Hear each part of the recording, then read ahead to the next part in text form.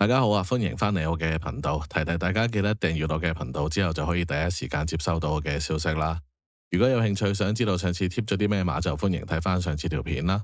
臨場就收到兩隻消息碼俾我啲會員啦，一隻就係9場2號嘅桃花開啦，咁就叫佢哋賭一 win 3 pay 啦。另一隻就係尾場嘅13號一新好彩啦，咁順利贏馬啦。如果想加入臨場消息群組呢，就記得發信息俾我查詢返啦。今日就繼續揀咗兩場馬同大家研究下。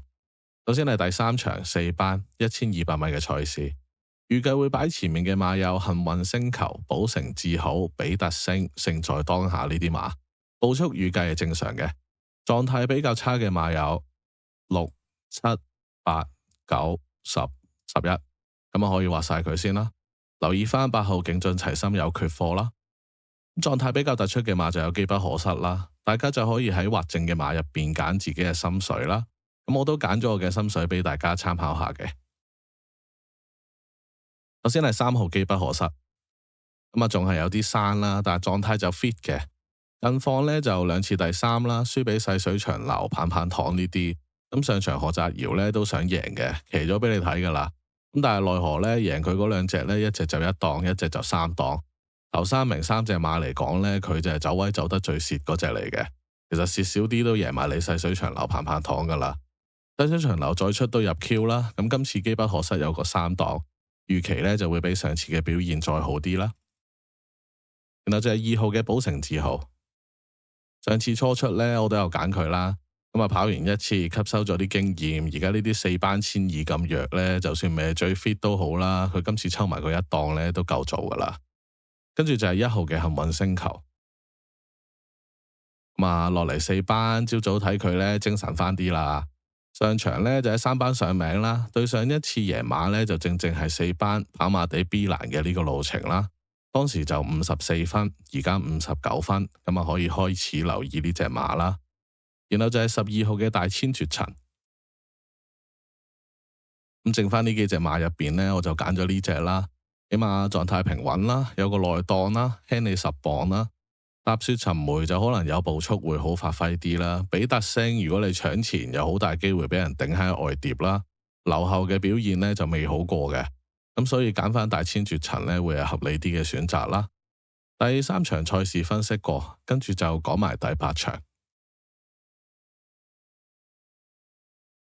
2班1200米嘅賽事，預計會擺前面嘅馬有年少多好、人和家興、包裝百樂同埋百進巨星，步速預計呢會偏快嘅。高班賽事啦，大家都有基本嘅作戰水準啦。狀態比較突出嘅有風雲武士、翠紅、得道猴王。呢組馬嘅揀馬範圍就好大啦，各有各支持論點啦。我都揀咗幾隻馬俾大家參考下。首先係12號嘅得道猴王。2檔輕磅，幾人安就一定騎晒俾你睇嘅。朝早睇佢呢狀態好好啦，翻夜馬路程揸佢做膽啦。2號風雲武士3級賽都贏埋啦，加咗10分，贏得幾精彩啦。當然上次輕磅啦，但係今次抽過1檔，慳埋啲腳程。呢場呢個步速就一定有嘅，其實就啱佢發揮啦。11號至尊貴寶。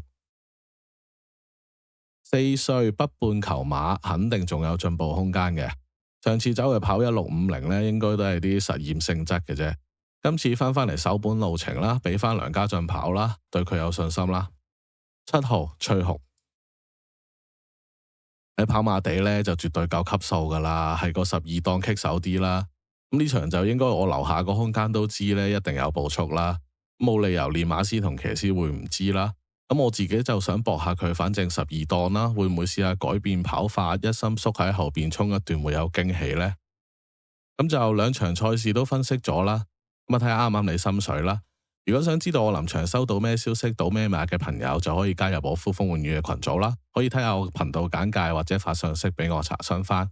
就下個賽馬日再見，祝大家好運。